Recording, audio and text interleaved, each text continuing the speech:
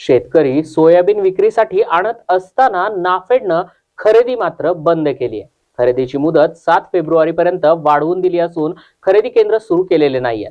2 lakh quintal soybean शेतकऱ्यांच्या घरात आहे.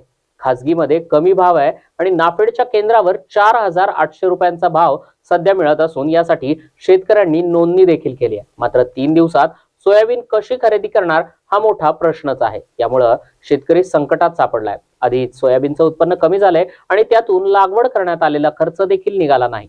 त्याचा आर्थिक भार शेतकऱ्यांना सध्या सहन करावा लागतोय. आता सोयाबीन खरेदी बंद असल्यानं शेतकरी संताप व्यक्त करतायत. सोयाबीन खरेदीसाठी हमी केंद्राची मुदत शासनाने 6 फेब्रुवारीपर्यंत वाढवून दिलेली आहे.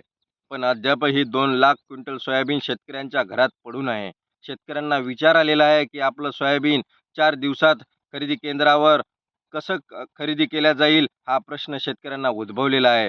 शेतकरी हा संकटात सापडलेला आहे. खुल्या बाजारात सोयाबीनची किंमत 3,800-4,000 असल्यामुळे शेतकऱ्यांनी ऑनलाईन नोंदणी करून ठेवलेली आहे की आपलं सोयाबीन 4851 रुपयात हमी केंद्रावर घेतल्या जाईल.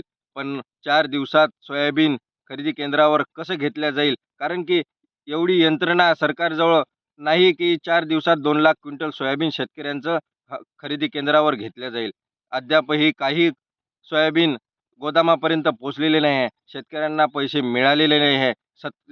शेतकरी हा हवालदिल झालेला आहे. शेतकरी विचारात पडलेला आहे की आपलं सोयाबीन आता कवडीमोल भावात विकावं लागेल. म्हणून सरकारने हमी केंद्राची मुदतवाढ देऊन शेतकऱ्यांना न्याय देण्याचं काम करावा, ही विनंती.